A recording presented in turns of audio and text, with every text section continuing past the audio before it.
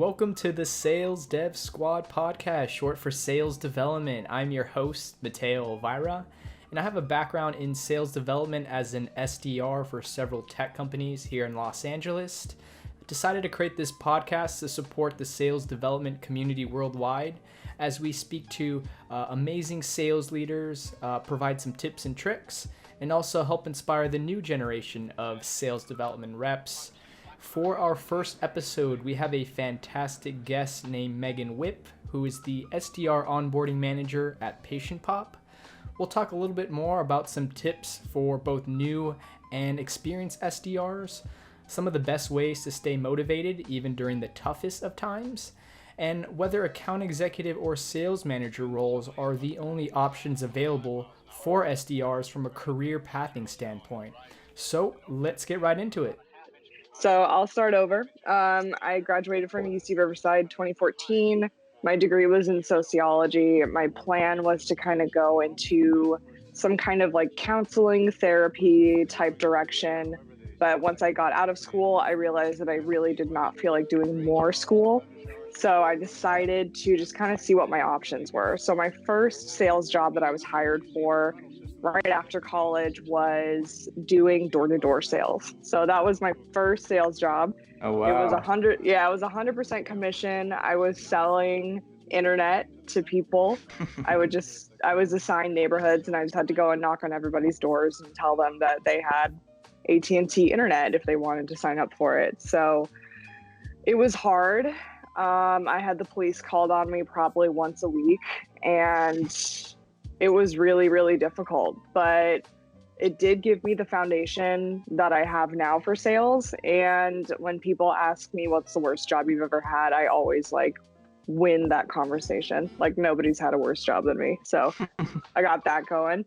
After I did that for a couple months, I want to say 6 months, which is actually fairly long for that type of job. Most people would last maybe a couple days. So after that, I wanted to go in a completely different direction, just have as much stability as possible and be inside an office all day as opposed to outside. So sure. I got a job at Northwestern Mutual as kind of an associate financial representative, which just means that I'm basically the sales ops person for an independent contractor with Northwestern Mutual. So my boss went out and sold life insurance, sold annuities, all those Northwestern Mutual policies. And my job was just to get the paperwork together and make sure that everything's ready to go and submitted. So did that for about a year. I was really bored. I didn't have any client interaction. I was just at my cubicle all day filling out this guy's paperwork. So from there is when I think my career really started going in the direction that it is now. I got hired at a startup in Chicago called Concept Drop. They were pretty much like a marketplace, a matchmaking program for marketing departments and graphic designers. So my job with the company was to build out the entire outbound sales process. So I had to not only, write the demo, put together what software we're going to use for the outbound process, but also just put everything together in terms of who we're going to target, what CRM we're going to use, what program we're going to use to do outreach, how we're going to do that outreach, whether it's dialing, emailing, whatever. So I built that pretty much from the ground up. So I was there for about a year and a half. And I automated so much of it that they didn't really need me anymore to do it. So my job got absorbed by the other account executive who had been there. So I realized that it was more of like a contract position than anything else. Sure. And I couldn't really be upset about it because they were doing what was best for the company. Mm-hmm. And I was doing, in my time there, I was trying to do what was best for the company too. So it's just kind of one of those things that happens. So after that job, I moved back to California. I got hired as an SDR down in Orange County for a technology company that sold those automated package lockers, like Amazon lockers. Oh, very cool. But yeah, specifically for apartment complexes. So I was calling like luxury apartment complexes to kind of see if they were a good fit for what we did. So that was my first classic SDR experience. And I was there for about a year and a half. And then I decided that I wanted to see what my other options were. There wasn't a lot of opportunity for growth there. One of the downsides of being a really good SDR and really good at cold calling and outbound stuff is that it's hard to find people who are good at that. So if you find someone who's good at that, your manager's first inclination is to keep you in that job for as long as possible. Like, we finally found somebody who can do this, who is consistently producing results. I can't let them leave the team because they're the only one who's really good. And that's what ended up happening, is that my manager wouldn't really let me move to different roles within the company because I was the only SDR that was consistently hitting quota or putting up numbers. So I'm glad that that happened to me because it's something that I'm aware of that I take with me in this new position that I'm doing. So I got hired to be an SDR at PatientPop in June of 2018.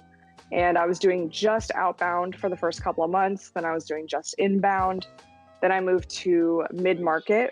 It was kind of like an experimental department within the company to see what would happen if we had a specific department that would target larger medical groups.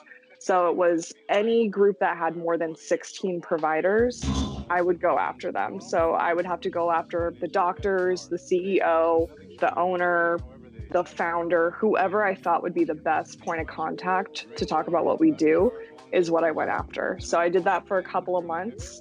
And then I went into the account executive training that PatientPop offers. And I did that for a couple of weeks, realized it was not the direction that I wanted to go in. I was more interested in managing. And I've been doing this onboarding training role for about the last 5.5 weeks now. That's for like here who like aren't too familiar with like PatientPop. Do you want to just maybe provide a little bit more information as to like what you guys are doing over there? And you know, would love to just kind of hear as well, like you know, your transition to this new SDR onboarding manager role. You know, what that's not a title that I've seen very commonly on LinkedIn. So I'm very curious as to like, you know, why you guys created that role, and more specifically, like what does your day-to-day look like, since you're not necessarily like a sales manager or an account executive. It's kind of like a hybrid role. So yeah, please. Yeah, absolutely. It's a very long story, so I'll try to condense it while keeping the details relevant. So what PatientPop does is, in a nutshell, it just does all of the online digital marketing for private practices and doctors' offices. So in our pitch, we say, you know, we make sure patients who are looking for specific services online find you first, that everything looks amazing when they do find you, and that it's really easy for them to book an appointment. So when you're doing SDR work for PatientPop, you're calling doctors' offices, you're emailing doctors, you're adding doctors on LinkedIn.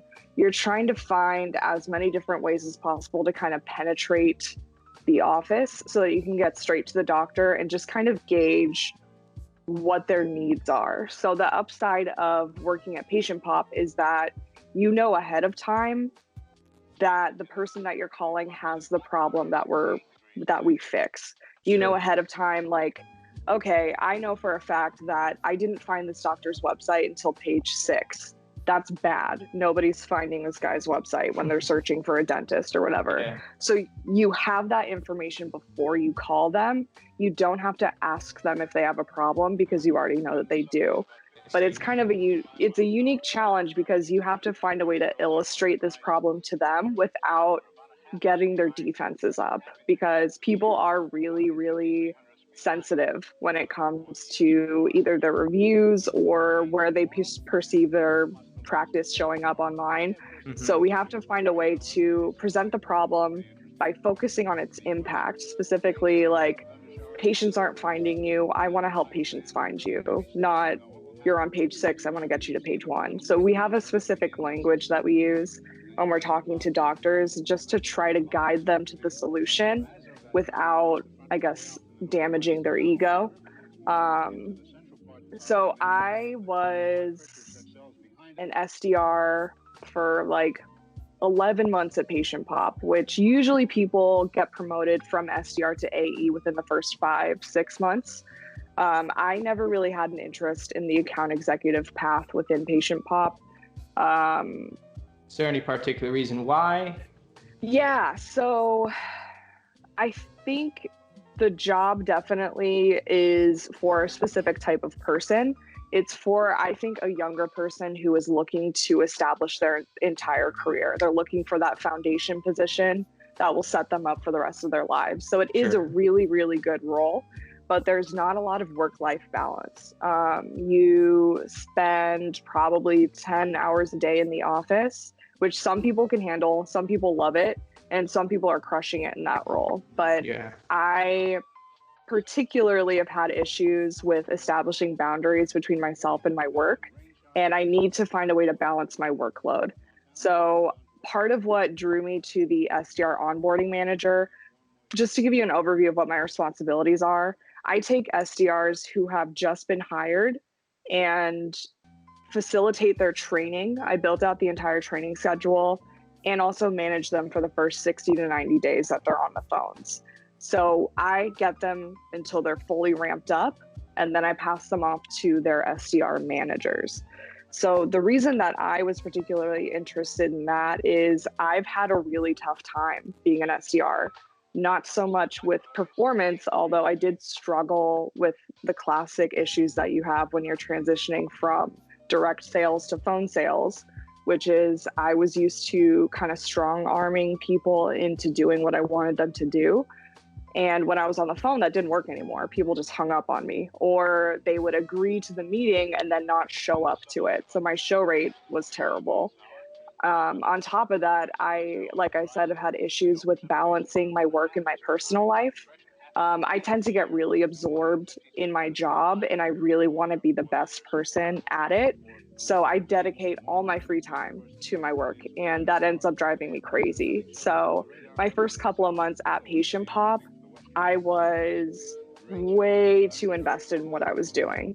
I was spending hours after I got off work, just doing more to kind of further my career, and it ended up burning me out. I had to take a couple of weeks off work just to kind of clear my head and recenter myself. So that particular experience is what made me interested in working directly with the new hires. The strength that I feel I have is that I've been an SDR at this company. I'm the only SDR manager that has been an SDR at this company before. Everybody else was external hires. And I've done every mistake that you can think of making in this job. I've been through it all. And I would like to kind of save people from having to make those mistakes. I know what mistakes in particular that you can kind of think of that you kind of experience as an SDR that you maybe try to make sure that you ingrain in some of the new SDRs, or I would love to kind of hear like some of the tactics that, you know, you thought would have been helpful maybe when you were onboarding that you really emphasize in your new training program. Yeah, so there's kind of two pieces of the training program that I want to emphasize. One is obviously logistics of it, you know, how to have the conversation, how to talk to the doctor, how to write an email, whatever. That's all stuff that I can teach you. But another huge part of it that I really am passionate about is the emotional toll of being an SDR. A lot of people in their first couple of weeks, and it never really goes away, they feel that everybody else in the team, in the organization, in the department is judging them for what they're doing, whether it be an individual call, their productivity for the day, how many meetings they've set for the month, whatever. All of their metrics they feel are being looked at by other people on the team, and they're being judged for it, whether it's really good or really bad. And one thing that I've just been kind of emphasizing to my new hires is that nobody is watching you as closely as you're watching yourself. As hard as you are on yourself, that's the worst person that you can, you know, deal with is your own brain. The upside of being an SDR is that most of us are fairly self-absorbed. I know that I'm very self-absorbed when it comes to my job. So most people are just kind of watching their own numbers. There's very few people who are looking across the room and thinking, oh, thank God I'm not as bad as that guy. But for some reason, that's what everybody assumes other people are doing, is looking across and judging them for what they are doing or what they aren't doing. So I'm trying to get them out of that spotlight syndrome and just have them understand nobody's judging you, especially these first couple of weeks. Everyone expects you to be pretty bad at this, which is totally fine. You have to let yourself be bad at something before you can be good at it. And I'm actually having that problem right now with one of my newest hires. He's a perfectionist. He's very competitive. And his first 3 days on the phones, he didn't make any dials because he was terrified of it. And it completely caught me off guard, and I didn't know what to do with it. So I had to just kind of have a heart to heart with him, like, what's going on in your head? Like, what's preventing you from getting on these phones? And it's the self-judgment and the self-criticism and the fear of being bad at something that's holding him back. I think this is a really unique job in that what pushes people out of it is their own brain, like their own self-fear and criticism. And you have to really master, being at peace with yourself and being at peace with your surroundings in order to be good at this job, because there's a lot of things that happen that we don't have any control over, and we have to kind of reconcile that within ourselves. Totally. And I guess like kind of going on that subject of like common mistakes that early SDRs make, have you noticed a pattern or any other trends in, new SDRs aside from maybe just getting kind of caught up in their head or, getting too worried about failing? Is there any like other trends that you've noticed in your new SDRs as well? Yes. So a lot of times SDRs will be kind of low on dialing in the very beginning, and they'll chalk it up to, oh, I'm doing research on my leads. I'm just making sure the people that I reach out to are perfect for this. You do not need to do that much research when you're just starting out. At the beginning, the main priority should be having as many conversations as possible in a given day, because odds are, they're probably not going to go anywhere, but having that repetitive conversation over and over and over is what gets you good at it. A lot of times when people blame their low dials on doing research, the actual reason is that they just didn't want to do the dials, either because they're afraid of it, they're not comfortable, whatever. You have to push past that discomfort at the very beginning in order to get good at this. And it's really, really, it's not fun. I didn't like it. Nobody likes it, but it's kind of part of the learning curve that you have to get through. Is you have to get through that initial hump of, I really don't want to do this. Like, I really don't feel like dialing. I think I've had multiple days where I walked in the office and was like, man, I really don't feel like doing this. Like, I could do anything else in the world. Like, I will pay somebody money to do my job right now. I just don't want to do it. And once you get on the phones, you realize it's really not that bad. The worst part of every cold call is the time that you put off doing it. When you're like in your chair, pulling up different tabs, like, I don't feel like doing this. Like, I'll just do a little bit more research.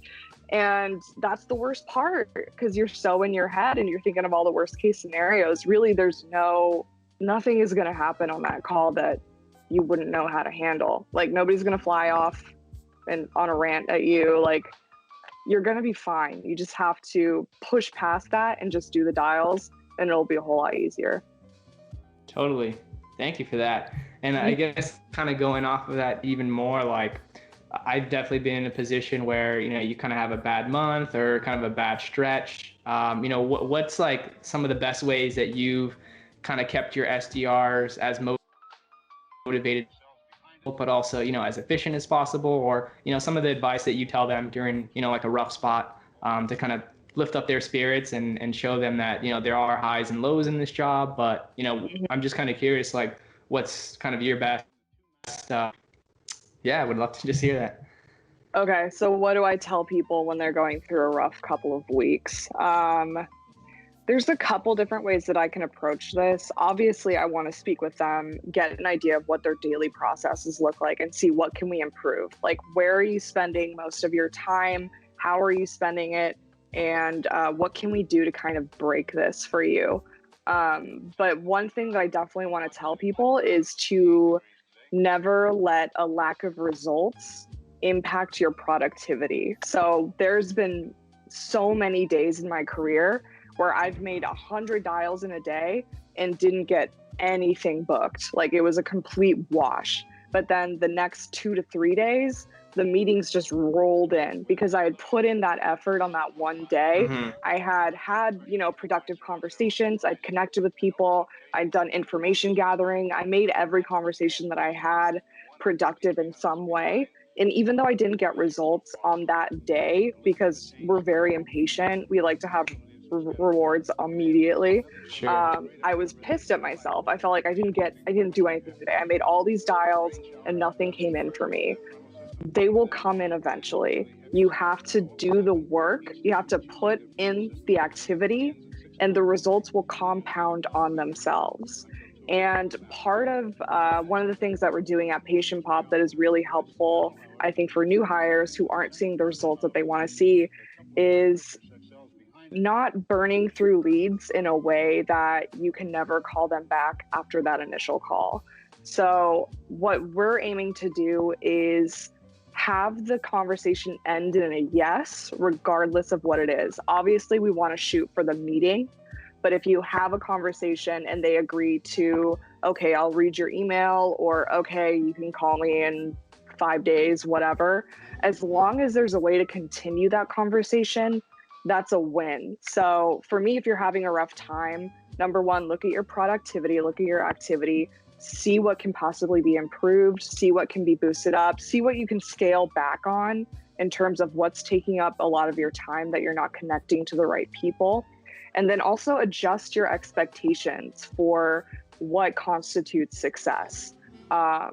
You're probably not going to get a lot of meetings if you don't have enough stuff in the pipeline. So if you have a lot of leads in the pipeline that you're talking to, that you're communicating with, that you just haven't booked the meeting with yet, see what you can do to kind of trigger that conversation to happen. But if you're not, burning through leads, pissing people off, them telling you never call me again, take me off your list, whatever, then I think you're fine. It's just an issue of how aggressive are you being? Do you need to kind of ramp it up, or do you need to tone it down? But more than anything, just, get familiar with your pipeline and see where the issue is coming from in terms of not booking the right number of meetings. Yeah, totally. Thank you for that. And I guess like kind of going off of that, like off the top of your head, what are some characteristics that you see from top performing SDRs to maybe someone who's maybe like a mid-range SDR? What characteristics or attributes or traits do you tend to see commonly from, top performing SDRs compared to maybe someone in the middle? Mediocre is, I guess, the word that we can use. There you go. Obviously, I think everyone's first answer is going to be, are you competitive? I never considered myself competitive. I still don't really consider myself like externally motivated. I'm very internally motivated. Like, I want to do my best. And if I know that I didn't do my best, then I feel bad about myself. As an unintended ramification of this, I tend to beat other people, which is nice. I like being the best. I like having the biggest bar in the bar graph when I look at my Salesforce dashboard. So obviously competitive is a good one, but it's not necessary. And a lot of times people who are overly competitive burn themselves out in this job because they're so hard on themselves. Mm-hmm. So it's a nice to have, but it's not a need to have necessarily. I think one of the best attributes that you can actually have as an SDR is not giving a shit about a lot of stuff. Don't care what people think about you in terms of like, oh, I've called this office 20 times. This receptionist hates me. Don't care about that. You have to kind of pick and choose what you will care about in this job. So you have to have some discretion. Another characteristic that I think makes SDR successful is understanding what you have influence over and what you have no influence over whatsoever, and focusing on the things that you can control and doing what you can to kind of adjust that, but then acknowledging, okay, I don't have any control over what closes or what doesn't close, but I do have control over who I reach out to. And I can look at, okay, which specialties, which types of doctors have the highest closing rate. Okay, I will source those types of leads as opposed to sourcing ones that have a lower closing rate. And that will probably impact, how many deals I have closing a month. But ultimately, it's not completely within my control what closes and what doesn't close. That's on the AE. So understanding, what you can influence and what is completely outside of your control, and not getting frustrated with things that you simply can't change is really good for avoiding burnout in this role.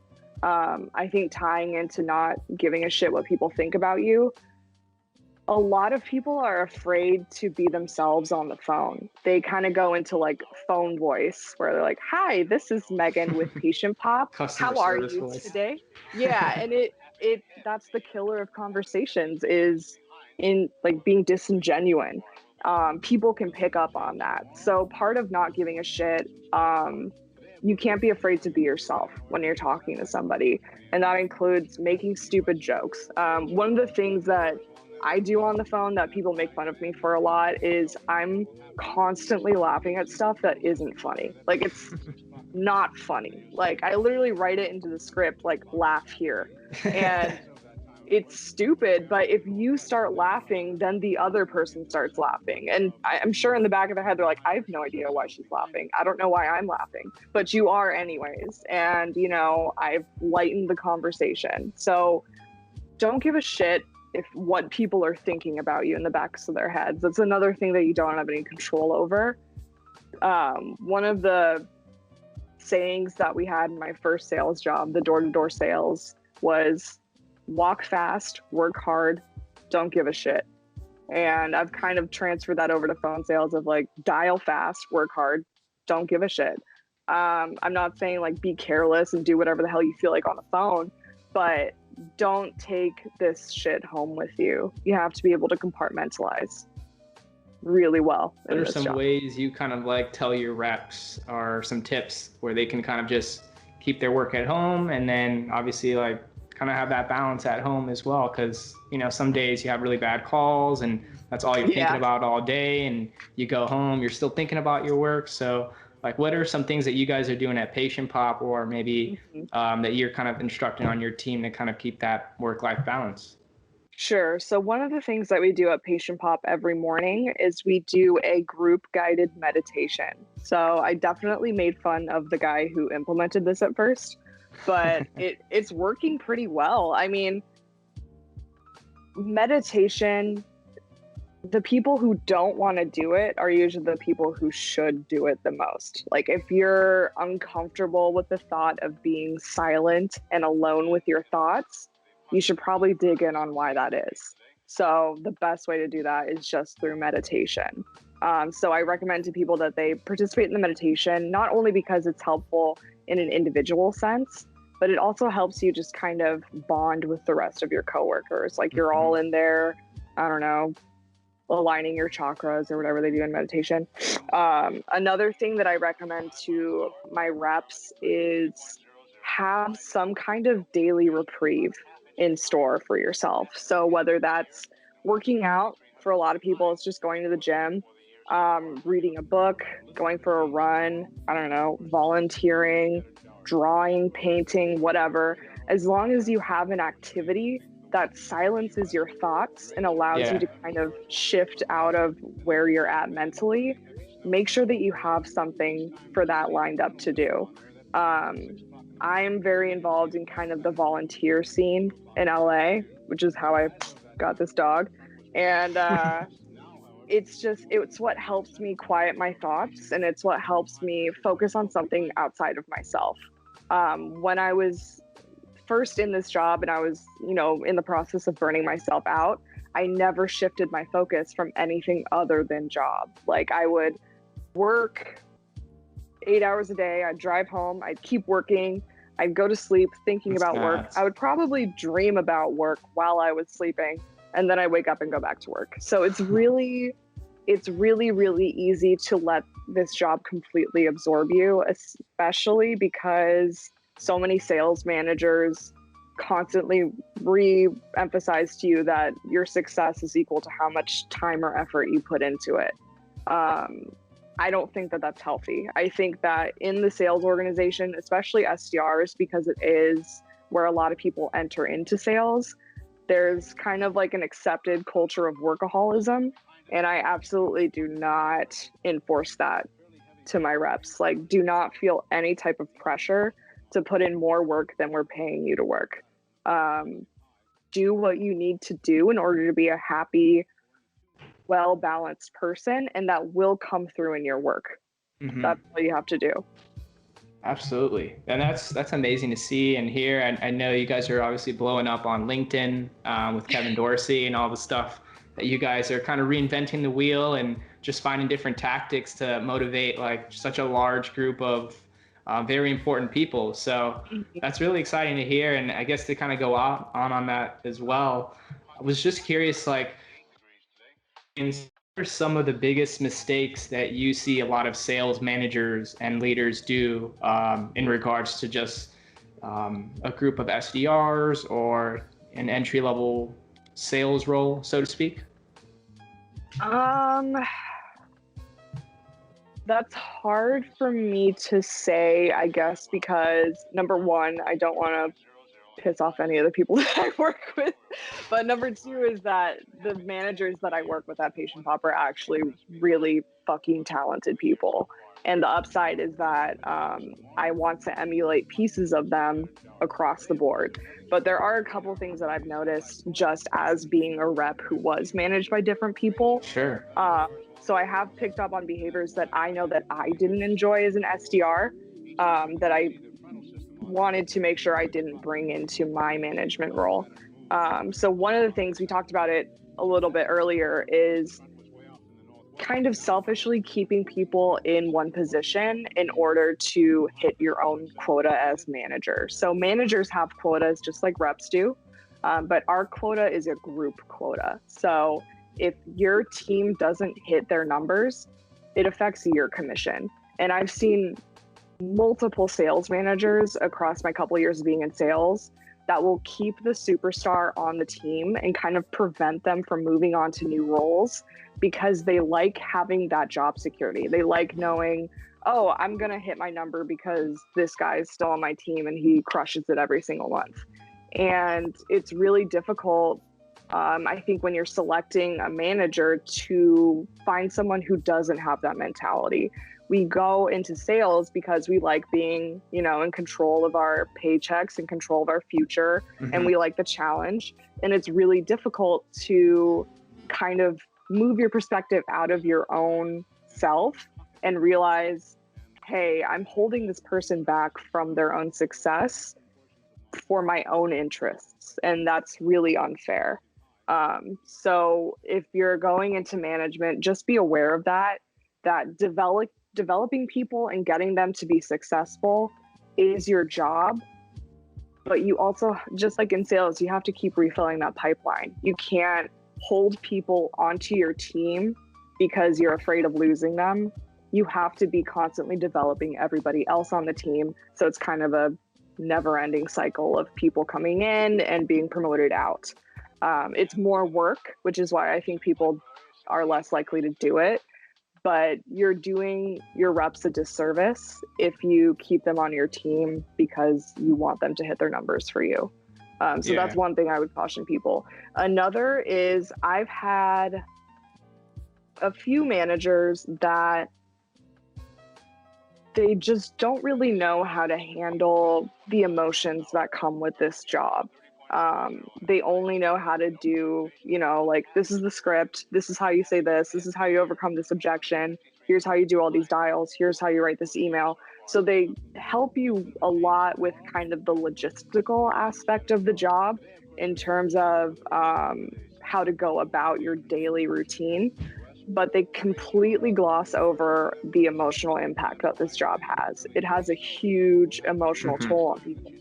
Definitely. And I've met managers where they just don't know how to have a conversation about that. They don't know what to do when their rep is on the floor crying, which has already happened to me in this role.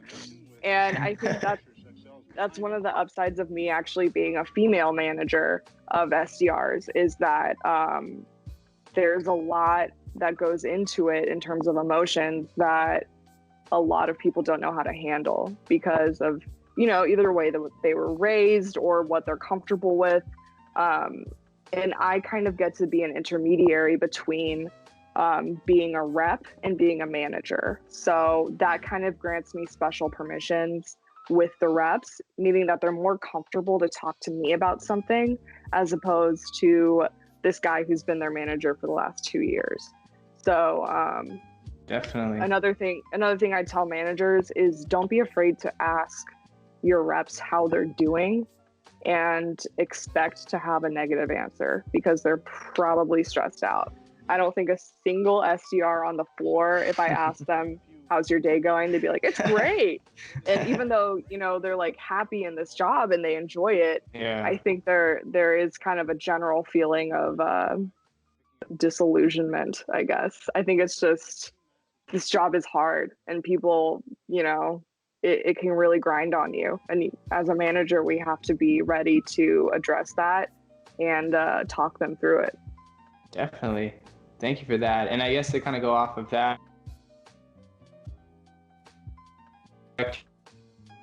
sales leadership teams, try to be as unselfish as possible, even with a top performer. And obviously an SDR role is very entry level.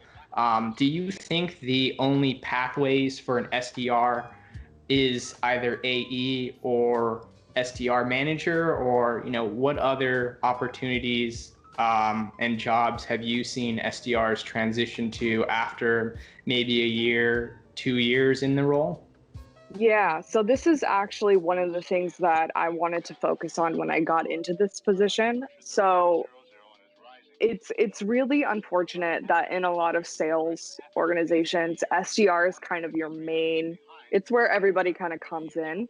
And then from there, people either quit or they move on to either account executive. And this SDR management position that I have, it was just created for me a couple of weeks ago. Like, it didn't exist in April. It was pretty much, I went into Katie's office crying because I was having a tough time in AE training. And I said, I can't do this. This is not what I want to do. I need to find something else. And he basically made it up. He's like, how about like an SDR onboarding manager? I was like, oh yeah, that'd be great. So he put it together because I had reached a point where I was breaking down because I wasn't interested in the set trajectories that they had already put together for me. And I think with SDR being an entry-level job, you're kind of casting a wide net and you're bringing in people who, A, don't even know if they want to do sales, B, probably aren't good at it.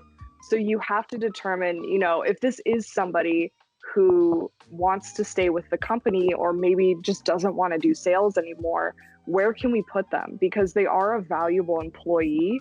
They've just been in this role and they've realized, I really don't like sales. Like, this is not for me. What else can I do in the company? So you have to be able to work with people who are interested in staying with the company, but have realized that sales is maybe not the best fit for them. And it's not an issue of, I'm having a rough couple of weeks and I don't want to do this anymore. It's genuinely, I don't have any interest in this. I don't see a future in it, but I like this company. I want to stay here. I just want to see what my options are. So we do have a couple of programs in place at PatientPop where you can move to other departments from sales. There are qualifications that you have to hit and there are conversations that we need to have. So we've had people who moved from being an SDR into being a customer success manager. We've had people move to sales ops, like being a Salesforce administrator. They just have to go through that certification process. We've had a couple where that's one of the things that I really wanted to focus on, is that I haven't had a standard trajectory within PatientPop. I've moved around multiple times. I've had like 5 different titles since I started here, and it shouldn't be that difficult for me to find what I need to do here. Thankfully, PatientPop has worked with me in terms of finding what I'm going to be doing next and accommodating my interests. But I have had a problem with the set trajectory that they've had so far for SDRs, because it's not very lenient. It's not very forgiving of people having different interests. And there are a lot of talented SDRs who don't want to go into the account executive position. And they feel a lot of internal confliction on, what do I do then? Like, what is my next step? And not all of them should have to fight like I did to get to where I ended up. So that's one of the things that I'm going to focus on as a manager, is putting together different pathways for people so they can see that they have a lot of different opportunities in front of them. It's not that, I found out as I was hired as an SDR, I found out that I don't like it, and now I have to completely quit and find a completely different field to go in. That's not what needs to happen. We can find what's the best fit for you if you realize that sales isn't the right job. Because for a lot of people fresh out of college, they go to sales because we're hiring. You don't really need to have experience, and you don't know until you get in it that it's not what you want to do. But you're still a valuable person and a valuable employee to the company. Absolutely. And especially if you've been in for a year and a half, you just have so much knowledge talking to customers, talking to prospects. So it would just be a shame for, a company to have to part ways with that individual just because they don't necessarily want to stay in sales. So that's a really great point to bring. And thank you so much for all your great feedback, Megan.